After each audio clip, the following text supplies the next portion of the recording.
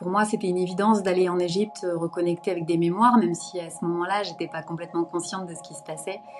Dans les mémoires des temples où tout est gravé dans la pierre, donc inscrit dans la matière, on peut retrouver justement la présence des déesses qui sont les archétypes de notre nature divine, et aussi des enseignements de médecine traditionnels comme l'enfantement ou même la guérison par les plantes, mais aussi des codes de lumière et des choses qui tout simplement peuvent faire sens à beaucoup de personnes. Et le fait de se retrouver dans cette manifestation vraiment concrète dans la matière de l'énergie divine, bah, ça vient réveiller des choses en chacun à des endroits différents, avec des besoins différents, et puis ça permet ensuite de révéler ce que l'on est aussi au travers de ces énergies-là.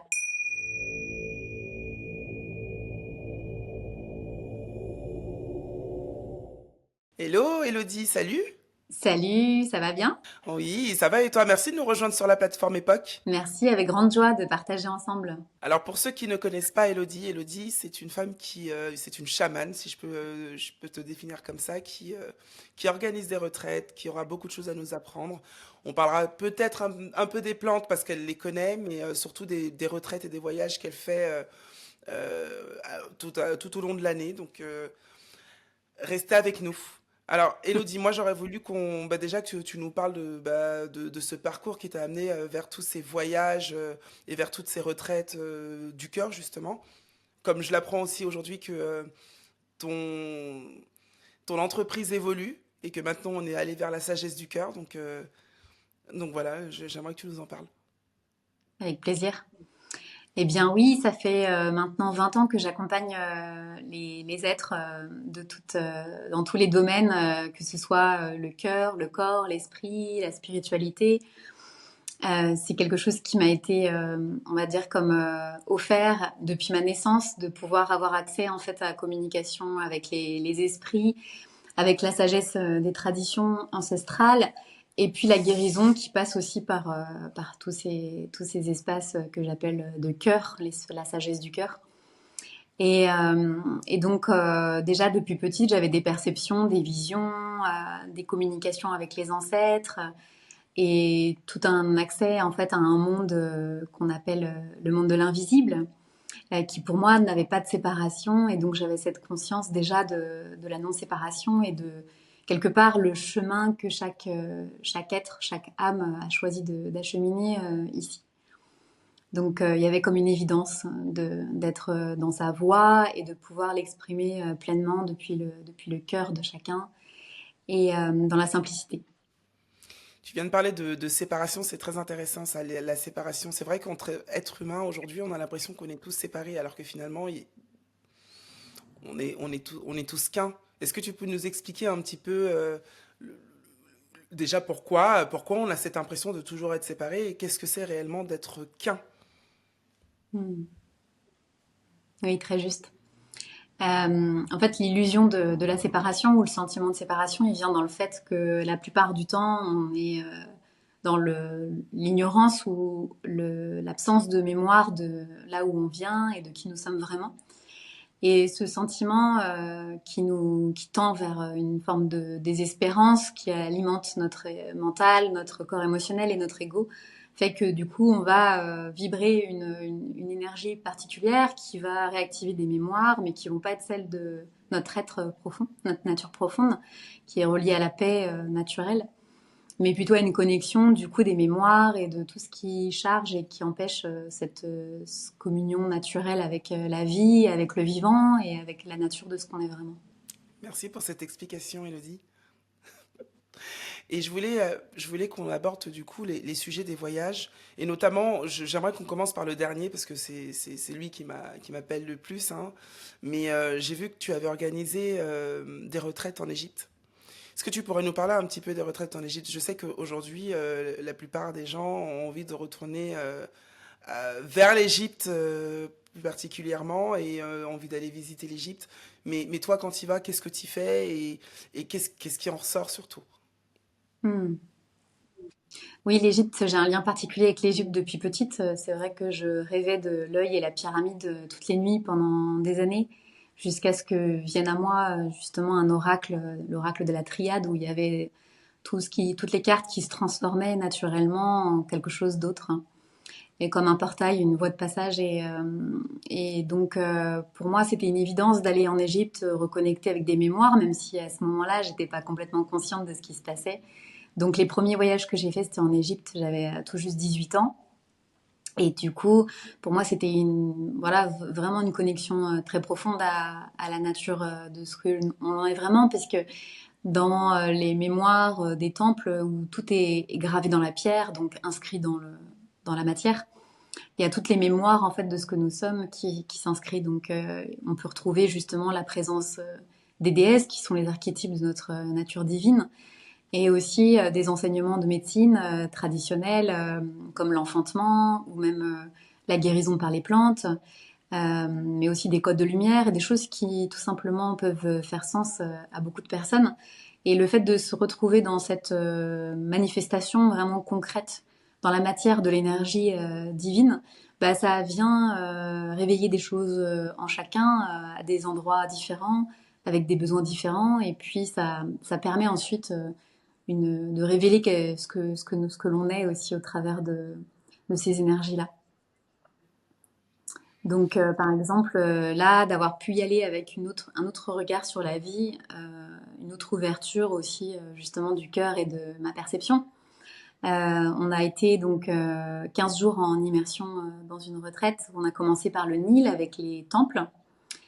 Et dans chaque temple, il y a des parcours initiatiques qui nous font vivre des choses. Par exemple, bah, l'enfantement, justement, mais l'enfantement de notre âme, des reconnexions à la nature céleste qui est inscrite sur des plafonds, par exemple, comme le temple d'Hathor, ou la déesse Isis qui nous ramène à notre nature divine et à notre pouvoir créateur. Et donc, chaque temple, c'est un voyage à l'intérieur de soi qui se vit aussi avec le groupe, en communion, avec les éléments.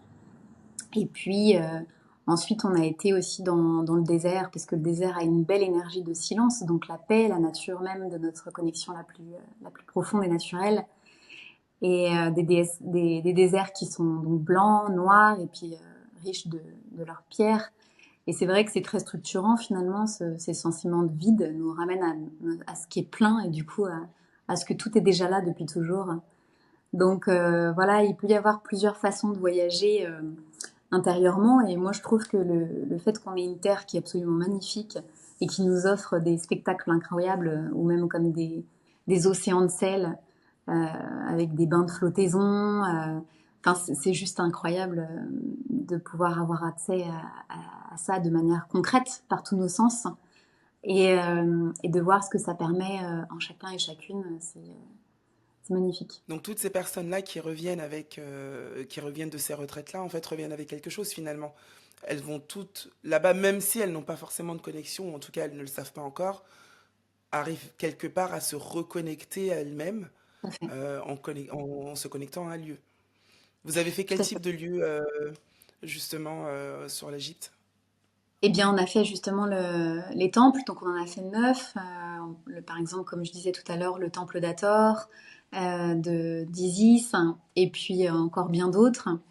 Et à chaque fois, en fait, il y a une énergie vraiment particulière que chaque archétype des déesses ou des dieux font résonance avec notre nature divine. Et ça vient faire quelque chose, donc soit une libération, soit une reconnexion de quelque chose de plus vaste qui fait partie de notre totalité. Et donc ça se vit vraiment. Ce qui est merveilleux, c'est que ça se vit chacun avec son unicité, mais tout en étant en communion et en étant ensemble en fait dans ce chemin. Donc c'est très beau. Et puis les groupes sont toujours très bienveillants, très accueillants, très respectueux. Donc ça crée aussi une atmosphère qui est très qui fait du bien. Parce que peu importe la famille qu'on a choisi d'avoir dans cette vie, il y a aussi bien sûr toutes les familles d'âmes et toutes les familles qui vont avoir une résonance particulière avec de cœur, quoi, qui vont se retrouver. Et donc, il y a toujours des miroirs aussi, des choses qui font écho les uns les autres. Donc, ça fait du bien aussi de ne pas se sentir seul, parce qu'on peut avoir un sentiment de solitude aussi dans ce chemin, des fois initiatique de la vie, où on comprend pas très bien pourquoi on est là, qu'est-ce qu'on fait là et qu'est-ce que ce à quoi on est venu finalement, pour moi, j'ai envie de dire, offrir notre présence. C'est vraiment tout simplement ce qui est, quoi, offrir ce qu'on est, comme devenir une offrande à la vie et non pas attendre de la vie qu'elle nous offre quoi que ce soit, puisque tout est déjà là. Mais nous mettre dans cette disposition d'être un cadeau à chaque instant. Tout est déjà là, il faut juste ramener tout à la matière. Et c'est là que ça commence à compliquer les choses, parce qu'en fait, il y a toutes nos pensées derrière qui sont là en train de dire non, non, non, non, qui chahutent. Mais l'idée, oui, de transmuter ça et de ramener tout à la matière. Tu organises quel autre type de retraite? Alors, toutes les retraites, donc je fais aussi en Inde, dans le désert marocain, bientôt à Bali. Les retraites aussi des fois en France. Et en fait, à chaque fois, on va dire que le tronc commun des retraites, c'est justement de se libérer de ce mental, de cet ego, de ce corps émotionnel qui fait abstraction en fait à ce qui est déjà là. Ça, c'est voilà, c'est chacun, tout le monde vit ça. Hein. De toute façon, il y a personne qui est épargné parce que ça serait pas drôle. Hein. Voilà, on a tous le même, on est égaux justement dans l'ego. Et c'est ça qui est amusant, c'est de se dire, bah voilà, en fait, tout est OK. La totalité de ce qu'on est à sa place, tout est précieux dans ce qu'on porte, même nos mémoires et nos histoires, puisque finalement, on est tous rattachés aussi, interconnectés les uns les autres par rapport à ce qui se vit sur un plan collectif, que ce soit environnemental, social, familial, voire ancestral. Et donc, on a aussi toutes ces mémoires qui sont au-delà et dont on n'a pas forcément le souvenir, ou en tout cas des réminiscences. Et donc, tout est fait pour que ça puisse se vivre dans les meilleures conditions. Ça veut dire quoi? Dans la simplicité. Mais revenir à cette simplicité, c'est compliqué. Puisque la vie nous est duel, enfin en tout cas se présente comme duel, et nous confronte à notre dualité. Et finalement, pour revenir à cette connexion avec la vacuité, enfin la vastitude que nous sommes, et qui est la totalité de ça. Donc cette présence en fait a une perception authentique de la vie par la résonance du cœur. Et du coup, pour accéder à cette résonance, à ces mémoires en fait qui sont innées de la sagesse de notre cœur, eh bien, on doit effectivement, en tout cas, la plupart ont besoin de pratiques. Et donc, en l'occurrence, je propose du yoga, de la méditation, du pranayama, des chants, de la danse, beaucoup de pratiques de libération qui s'adaptent. J'utilise aussi beaucoup comment dire, les constellations familiales, systémiques et ancestrales pour pouvoir en fait justement aller décortiquer tout ce qui peut faire abstraction à tout ce qui est illusoire et qui nous fait ressentir une séparation. Et justement, alors les constellations ancestrales, comment? Alors moi, je connaissais déjà le principe des constellations familiales, mais à partir du moment où on commence à aller vers du côté des ancêtres, comment ça se passe? Et ben en fait de la même façon, c'est-à-dire que dans une constellation, il y a toujours une thématique, on va dire, qui est constellée, qui est visitée, et donc en fonction de la thématique, il peut y avoir, moi j'aime bien intégrer aussi l'âme, donc mais les ancêtres aussi, et d'aller visiter justement les mémoires qui sont transgénérationnelles, karmiques, donc ce que j'appelle ancestrales. Mais ça peut aller plus profond que ça, hein, ça peut même être aussi rattaché à des archétypes, des déesses notamment, ou à des racines rattachées à un pays. Enfin vraiment, on peut aussi consteller notre mental, notre émotionnel, notre corps. C'est très très vaste le champ d'application d'une constellation, puisque tout vibre en tout cas à une résonance, à une fréquence, et du coup cette fréquence elle est disponible à tous les êtres. Et donc on peut se relier à toutes ces énergies qui nous composent pour aller vraiment nettoyer, j'ai envie de dire, ou alchimiser ce qui doit l'être pour que ça puisse s'écouler naturellement. Élodie, tu sais pourquoi, étant petite, tu avais toutes ces connexions qui t'arrivaient comme ça? Est-ce que ça vient aussi d'un schéma familial ou alors est-ce que ça t'est propre à toi toute seule? Eh bien, en fait, au départ, je savais pas. Il y avait comme une évidence qui était pour moi, a priori, j'étais la seule à être dans cette évidence-là. Mais quand j'en parlais, finalement, au fond, les personnes sincères pouvaient sentir qu'il y avait quand même quelque chose rattaché aussi à une forme de résonance à des degrés, comme des perceptions particulières, des rêves ou des choses. Mais chez moi, c'était tous les aspects de mon être qui étaient imprégnés de ça. Donc j'entends, je vois, je ressens. Donc il y avait tous mes sens qui étaient exacerbés et qui étaient imprégnés de cette conscience. Et du coup, j'étais convaincue d'une chose, c'est que même si je me sentais seule avec ça, j'étais convaincue que tous les êtres avaient ça en eux aussi et que chacun, avec ce qu'on est, on peut accéder en fait à cette mémoire, à cette sagesse innée en étant dans l'expérience, tout simplement. Donc en s'ouvrant à l'expérience de la vie qui s'offre à chaque instant et qui vient nous offrir justement l'expérience de reconnexion pour être ce que nous sommes vraiment. Et à quel moment ça a été clair pour toi dans ta vie qu'il fallait que tu suives ce chemin et que tu ailles, que tu sois dans l'accompagnement des personnes justement et dans la sagesse du cœur? Eh bien, en fait, il y a pas eu de prise de conscience, c'était là, et c'était plutôt quand est-ce que je l'ai accepté, parce que j'avais pas le choix. Moi, j'avais le sentiment de pas avoir le choix d'être là et de pas être à un autre endroit. Donc, c'était ça le plus compliqué finalement pour moi, c'est que tout le monde me renvoyait que j'avais un don, que j'étais exceptionnelle, et c'était beaucoup pour moi en fait à accepter. J'arrivais pas, en fait, ça me paraissait trop important de pouvoir faire des guérisons, de pouvoir avoir accès à des connaissances, une forme de vérité sur les gens que sans les connaître, d'avoir finalement tout en moi. Étonnamment, c'était évident, mais c'était trop. C'était trop parce que je me sentais tellement différente que pour moi, accepter, c'était me séparer de la vie. Donc c'est pour ça que ce qui m'a semblé juste, c'était de me présenter au monde plutôt comme un intercesseur pour être ensemble. C'était vraiment ça. C'est pour ça que j'ai créé d'abord la voie de l'éveil, puis ensuite yoga spiritualité, puis le pouvoir personnel et maintenant la sagesse du cœur. C'est parce que vraiment, pour moi, il y avait vraiment cette notion de on a tout en nous, le pouvoir personnel, la voie de l'éveil aussi, parce qu'il y avait quand même une voix intérieure qui me guidait, mais j'avais pas forcément encore conscience à quel point c'était évident et simple et accessible à tous, et que ça passait par la sagesse du cœur.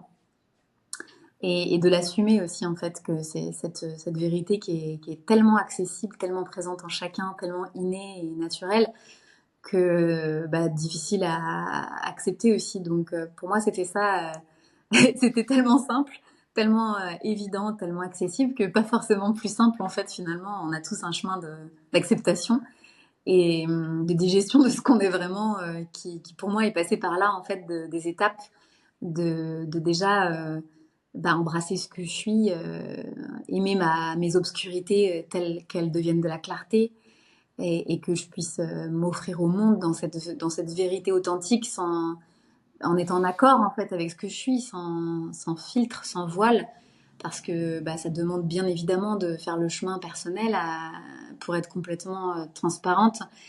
Et bien évidemment, voilà, il y avait une forme d'absence d'ego. Ça paraît gros parce que c'est pas vrai, mais en tout cas chez moi, il n'y avait pas cette volonté de prendre le pouvoir. Ça m'attirait pas. D'avoir un pouvoir, ça m'attirait pas. D'être aussi sous l'influence d'un courant spécifique, ça me parlait pas. Euh, tout me parlait, mais avec un regard très plutôt transpersonnel. De me dire que non, tout est déjà là, en fait. Il y a personne qui sait mieux que moi. Et en même temps, on a tous notre vérité propre. Et c'est OK, en fait, d'être ensemble avec ce qu'on est vraiment, de partager ce qu'on est. C'est possible. Dans le respect, s'il y a du respect, il y a de l'amour et de respecter chacun avec ce qu'il est et de pouvoir lui permettre d'être. Et ça, c'est vraiment comme ça pour moi, ça passe par cet espace du sensible, du vulnérable qui s'offre et de l'accueillir et de lui permettre d'être ce qu'il est à son rythme. C'est vraiment comme ça que chacun peut incarner bah, un monde aimant en fait qui est présent pour tous.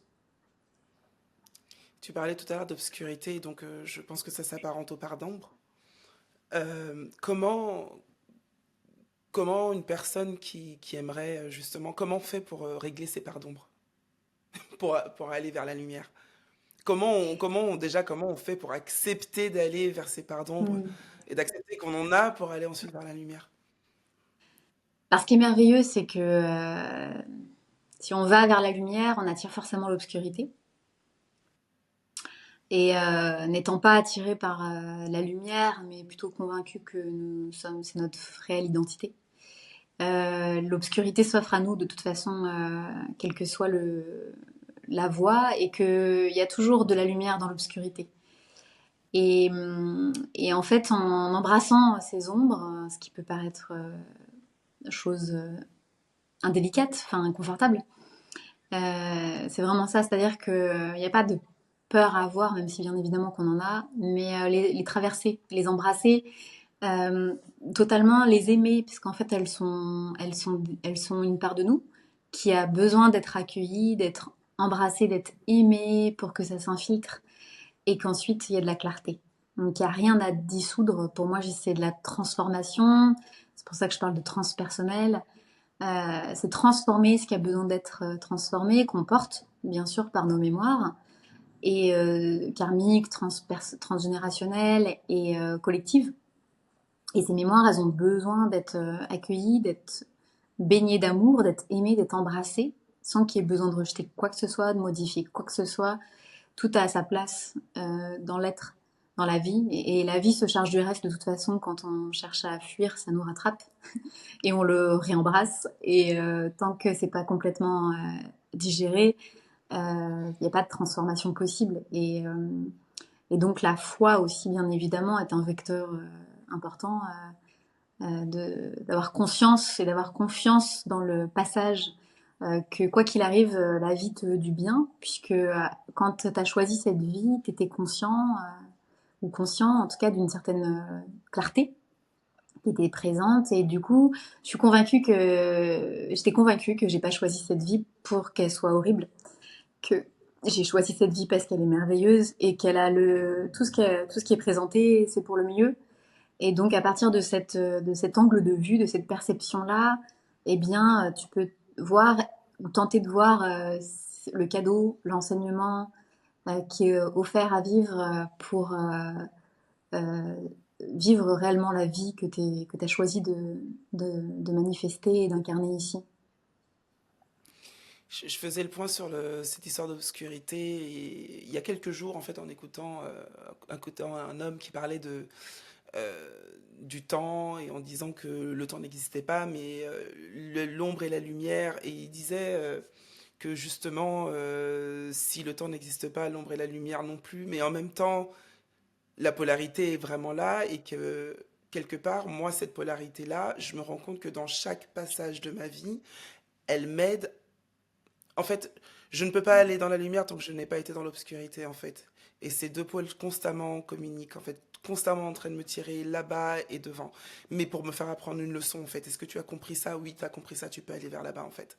Et c'est ça, je pense qu'il faut retenir là-dedans, dans l'ombre et la lumière, c'est que quelque part, tant que vous n'êtes pas passé par là, eh ben, vous ne pouvez pas aller là-bas. Et je pense que c'est vraiment pour ça qu'on vit cette expérience-là, c'est pour comprendre que, euh, pour comprendre sa leçon. Donc ça, c'est intéressant de le voir sous cet angle-là, en fait. Tout à fait, oui, oui, ça reprend la symbolique, tu vois, du Om, du mantra Om et de son symbole, justement, où on voit bien que dans la symbolique, il y a ce qu'on appelle la Maya, donc le voile de l'illusion, ça fait oublier justement que on est la lumière, la conscience pure, et que d'une certaine manière, on est extrait de la magie du chaos, quoi, de ce chaos en fait, dans lequel on se croit réellement être, et que finalement non, mais on passe par ce voile, lever le voile de l'illusion de la nature de ce qu'on est, qui est un tout, puisque finalement on est aussi ça. Tu fais aussi, est-ce que tu fais usage des plantes lors de tes retraites ou est-ce que ça t'arrive? Et si oui, est-ce que tu peux nous expliquer un petit peu le process? Oui, j'utilise les plantes parfois pendant les retraites, alors plus des retraites de plantes, Euh, les plantes, je les utilise en parfum ou en décoction ou dans d'autres types d'alchimie en fonction du besoin. Je trouve que c'est très intéressant parce que c'est un outil ou une technologie, comme disait un de mes enseignants, qui nous permet d'accéder justement par voie directe. Donc ça peut être inconfortable pour beaucoup de personnes, mais en même temps, c'est salutaire parce que ça vient tout de suite mettre une amplification sur justement les voiles, donc l'obscurité, mais aussi sur la clarté innée de ce que nous sommes. Et du coup, bien accompagné, ça permet vraiment de reconnecter avec ce qu'on est. Parce que c'est une fréquence qui est innée chez chaque être, et les molécules aussi présentes dans les plantes sont présentes dans notre corps. Et du coup, ça vient potentialiser ce qui est déjà là. Moi, ça a été le cas avec justement les plantes qui m'ont permis de vraiment accepter quelque part ce que je refusais de moi, comme la médecine de la voix, de la guidance, de la guérison que je ne voulais pas embrasser. Et parce que ça permet d'embrasser sa lumière aussi, bien évidemment. C'est pas plus simple ni l'un ni l'autre finalement. Et parce qu'à chaque fois, il y a des espaces de puissance, de comment dire, qui nous amènent en fait à nous mettre en lumière. Et du coup, c'est pas forcément confortable. Et donc, ça permet vraiment de révéler ce qui est là, de révéler ce qui est là, quel que soit ce qui est présenté, et d'être ensemble dans cette interconnexion, dans cette communion avec la vie, avec le vivant, qui, euh, bah, qui, qui est incroyable. Mm. Tu utilises quelle plante exactement? Eh bien, ça dépend de ce qui est proposé, de là où on est aussi, puisque toutes les plantes ne sont pas tolérées partout dans le monde, en tout cas pas partout, au même endroit. Donc j'ai déjà travaillé avec l'ayahuasca, le kambo, le bufo, le tabac, la médecine de la rose, le cacao et la truffe. Et donc j'aime bien alchimiser moi la truffe, le cacao et la rose c'est ce qui m'a été offert d'expérimenter, d'alchimiser. On va dire que c'est là où se révèle vraiment ma médecine ou la sagesse ou la conscience qui a besoin d'œuvrer au travers de moi et du groupe. Et lorsque toi tu décides d'alchimiser justement toutes ces plantes ensemble, c'est pour qu'elles aient quelle fonction en fait? Est-ce que la rose va jouer plutôt sur un chakra? Est-ce que la truffe jouera sur autre chose? Est-ce que tu peux nous dire un petit peu, nous guider un petit peu sur sur les chakras qu'elles vont finalement réveiller en fait, Alors tous les activer? chakras sont, ouais, tous les chakras sont sollicités, plus ou moins selon le besoin. Ça dépend des intentions des personnes. Moi, je travaille beaucoup avec au service des intentions et bien sûr dans le respect des médecines et de l'espace qui est proposé pour qu'il soit sécure et bienveillant.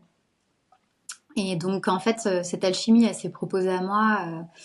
J'avais vu que la médecine des Incas, c'était le cacao et les champignons. Et puis en fait, ma médecine, c'était la rose. Et du coup, la rose s'invitait souvent avec le cacao. Donc j'avais mis cacao, rose, champignon pour respecter une tradition, on va dire. Et puis le champignon s'activait pas avec moi. Donc je sentais l'appel de la truffe pour le côté justement d'enfantement, de l'être et de l'âme, et le côté racine de la nature profonde. Un travail qui peut se faire vraiment dans les profondeurs et l'obscurité, l'inconscient. Donc ça m'intéresse beaucoup de travailler avec l'esprit, puisque c'est le monde des esprits qui parle avec moi aussi. Et donc l'alchimie avec le cacao, la rose et la truffe, ça permet vraiment d'avoir le côté divin du cacao et de la rose, l'amour, la compassion, la douceur, et en même temps une puissance dans les profondeurs. Donc il y a vraiment une alchimie intéressante et globale qui permet d'aller vraiment loin et profond. Et avec une douceur et un amour qui englobe. Tu parlais tout à l'heure du pouvoir de l'intention. Est-ce que tu peux nous en dire plus? Et ben comme tout est la nature de l'individu aussi, enfin oui, la nature de l'univers, c'est un état vibratoire. et donc fréquentiel. Et donc, comme ça résonne à des fréquences différentes, euh, on va, on va, on va vibrer une intention. Plus on va la croire, en tout cas, ça va arriver à un strat où on va finir par la croire dans notre système mental, égotique et émotionnel. Et en fait, c'est là où c'est la clé parce que c'est là où il y a toutes nos résistances. Et si on croit justement à la lumière de nos intentions, si on croit justement à cette fréquence de paix, d'amour, de joie qu'on est vraiment, eh bien, du coup, on est créateur vraiment d'une autre forme de réalité et de perception de la vie plus authentique. Et finalement, ça finit par résonance euh, vibratoire, par attirer à nous ce que l'on est vraiment.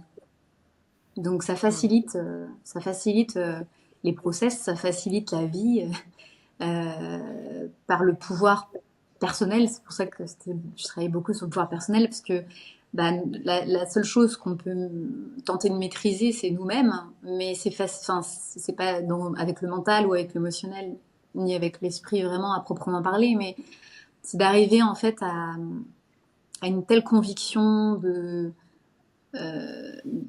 cette vérité qui est au-delà de tout, que finalement on l'incarne et on le manifeste naturellement puisqu'on va l'attirer.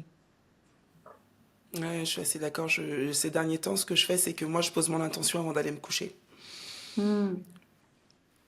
En espérant que pendant mon sommeil, pendant les rêves, je vais avoir un message ou quelque chose qui va se régler quelque part ou que une part de moi, en fait, aura compris ce qui se passe. Ça marche très très bien. Je Super. rêve toutes les nuits, je me souviens de mes rêves toutes les nuits, et c'est limite, j'ai l'impression limite de vivre ce rêve comme si l'intention que j'avais posée était tellement puissante qu'elle me Hmm. permettait en fait, elle me permet en fait d'accéder, mais clairement à la demande et de pouvoir la régler. C'est magique. Je me réveille le matin, mais complètement, complètement guéri en fait. Hmm. Super. Ouais. Ouais, donc je trouve ça assez magique. Hmm. Oui, parce qu'en fait, au départ, il y a un mouvement qui est mental, il y a un mouvement très réfléchi. Puis en fait, après, ça devient des prières, des offrandes. Et là, on offre notre présence, on n'est plus en demande, il y a quelque chose qui switch et qui est juste dans une gratitude, dans un silence, une dévotion, une offrande perpétuelle. Et là, ça peut revenir puisqu'il y a de l'accueil, il y a un espace qui est ouvert. Hmm. Et ouais, il faut aussi comprendre, enfin en tout cas pour moi, je sais que ça me fait énormément de bien de retrouver le silence. En fait, il y a que dans le silence que je suis moi-même en fait. Hmm. C'est très étrange de dire ça parce que finalement, quelque part non, parce qu'on se crée des personnages à longueur de journée avec des personnes, des amis ou les personnes qu'on rencontre. Mais le seul moment où je suis vrai et je suis moi-même, c'est quand je suis en silence avec moi-même. Et il peut m'arriver mais les plus belles choses. Hmm.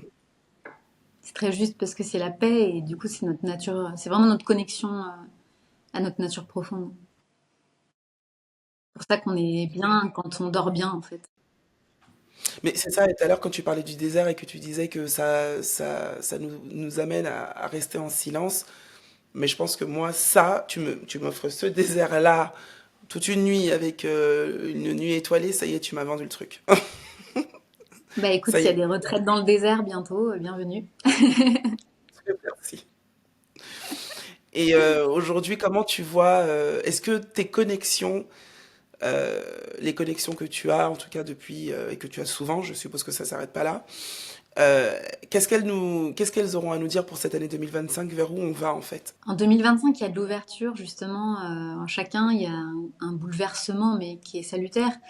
Disons de toute façon, qu'on le veuille ou non, on a tous choisi de venir vivre cette période-là particulière qui s'offre au monde particulièrement depuis le Covid, mais parce que ça est venu faire un bond en avant de chacun dans sa spiritualité, on va dire, dans son chemin. Et du coup, c'est salutaire. Il y a encore un dégrossissage à faire, on va dire ça comme ça, un déglaçage, parce qu'il y a encore beaucoup qui dorment, mais c'est OK, hein.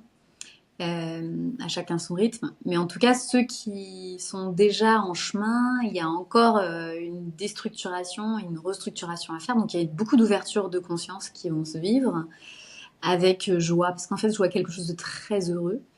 Il y a aussi beaucoup de choses qui se vivent sur un plan parallèle où l'énergie justement commence à se matérialiser concrètement. On sort de tout ce qui est structure des carcans, d'ancestralité sur plein de plans. Et du coup, ça c'est très heureux sur un plan planétaire parce que dans l'énergie, ça va apporter une énergie d'essor et un pouvoir de transformation de la conscience qui va être enfin, qui est nécessaire pour justement pouvoir vraiment être dans le cœur. Parce qu'en fait, jusque-lors, les énergies du cœur, elles étaient beaucoup trop englobées par des égrégores, on va dire ça comme ça, ou des conditionnements collectifs qui font que de toute façon, même si tu étais dans le cœur, c'était encore pas possible de complètement pouvoir résonner et vibrer avec la fréquence de la Terre et du monde. Et maintenant, c'est différent. Encore faudra-t-il comprendre que le collectif a fait un choix. Collectif. Ça pourra tellement tout changer si on est tous à l'amour. Ouais, mais ça parle de chacun avec ce qu'il est là où il est, donc il n'y a pas d'erreur. En fait, ce qui est intéressant, c'est que il n'y a pas besoin Tout est juste. de, comment dire, que ce soit un mouvement collectif. En fait, il faut que ce soit un mouvement interne, profond, en chacun, et chacun avec ce qu'il est là où il est, et du coup, c'est possible. Et donc, il n'y a pas la tentative de vouloir modifier quoi que ce soit, c'est vain. Mais par contre, de renforcer ce qui est dans l'expansion. Et de comprendre aussi que nous sommes. Point. Mm. Donc revenir à soi, je pense qu'aujourd'hui c'est... En fait, moi, quand je suis arrivée dans la spiritualité, si tu veux, j'ai eu toutes ces sensations étranges qui me sont revenues aussi, où je me suis dit, mais à un moment donné, il va falloir que je revienne à moi, en fait. Mm. Que toutes les personnes qui disaient des choses de moi n'étaient pas forcément la personne que moi, que moi, je me définissais. Et finalement, il a fallu déstructu- enlever la structure qui était présente et en remettre une autre en place. Et ça a été compliqué. Donc, aller dans ces parts d'ombre, aller faire ceci, aller faire cela, comprendre comment je fonctionne, pourquoi je me sens agressé là, pourquoi là, je me sens chahuté. Ça a été toujours, hein, aujourd'hui. Hein, je pense que l'être humain, toujours aujourd'hui, c'est toujours la même chose. Euh, mais heureusement que on a aujourd'hui accès à d'autres plans. Je sens aussi que il y a des choses très fortes qui se passent là pour déjà ce début d'année. Cette fin d'année, parce que moi je dis 2025, pour moi, il a commencé depuis 2 mois en fait. Vraiment, hein, vraiment, je sentais déjà qu'il y avait des choses qui bougeaient énormément. Donc j'espère tout simplement, en tout cas j'espère pour l'humanité, pour 2025, euh, qu'elle ira vers l'amour et vers le soi et vers le tout. Mm. Est-ce que toi, tu as pris Et des bonnes résolutions pour cette année 2025? c'est le cas. Eh bien, oui, enfin, la résolution ou la révolution, elle est au quotidien, dans l'acceptation de ce qui est. Pour moi, il y a une paix qui s'est installée depuis le voyage en Égypte d'ailleurs, une paix plus profonde et en fait, ou qui s'est révélée plutôt, j'ai envie de dire, plutôt que installée, puisque c'était déjà là, mais qui s'est révélée et qui devient un socle de stabilité. Et donc, je me rends compte que ça vient vraiment de cette sagesse du cœur et que chacun soit au cœur de soi. Ouais, vraiment, c'est important de prendre soin, de ne pas minimiser aussi l'importance de ses choix plus profonds, ses choix d'âme, ses choix de cœur, ses rêves. Tout ça, ça a un sens. Il n'y a pas de hasard en fait à ce qui s'offre à nous par nos perceptions. Je sais que j'ai toujours écouté ma guidance et même si ça m'a joué défaut à des moments, mais ça a toujours eu vérité quoi. Ça a toujours eu le bonheur de pouvoir se vérifier comme étant vrai et un axe de voie, un passage. Ouais, c'est très important de respecter ça. L'écoute. Et effectivement, ça passe par la, la présence, le silence. Où est-ce qu'on peut retrouver toutes les retraites que tu organises? Et bien sur le site internet qui est La Sagesse du Cœur. Donc c'est une école associative nomade. Et donc là, il y a les accompagnements, les formations, les retraites que je propose. Et puis je reste toujours très ouverte à ce qui s'offre comme possibilité. Donc si les gens ont des envies, des appels, qui n'hésitent pas à me contacter, vraiment à discuter. C'est avec grand plaisir d'échanger ensemble et de voir ce qui émerge de la relation. Quand tu fais des groupes pour aller en Égypte, par exemple, vous y allez à combien à peu près? Eh bien, les groupes sont en moyenne 6 à 12 maximum pour les retraites, les formations, à peu près. Après, des fois, c'est moins aussi. Moi, je fais avec ce qui s'offre dans la mesure où c'est rentable. On va dire ça comme ça. Enfin, que je rentre dans mes frais, plutôt. Pour moi, c'est important parce que chaque expérience offerte est un enseignement. Donc, même pour moi, je me dis que j'ai à apprendre aussi de m'offrir dans ma présence, même si c'est pas forcément. Enfin, quand je dis rentable, c'était plutôt de rentrer dans les frais. Et du coup, c'est toujours un bonheur de. Voilà, j'aime partager, j'aime voyager, j'aime apprendre tous les jours de la rencontre, des partages. Donc, ça fait partie du grand bonheur d'œuvrer ensemble. Et où est-ce qu'on peut te retrouver sur les réseaux sociaux? Oui, je suis sur Instagram, TikTok et Facebook, un peu moins sur LinkedIn, mais YouTube aussi. Donc toujours au cœur, enfin, la sagesse du cœur, ce sera l'axe de rencontre. Eh bien, vous l'aurez compris aujourd'hui avec Elodie, retourner à la sagesse du cœur, c'est ce qu'il y a de plus important, surtout qu'on arrive sur une période 2025 qui va être forte.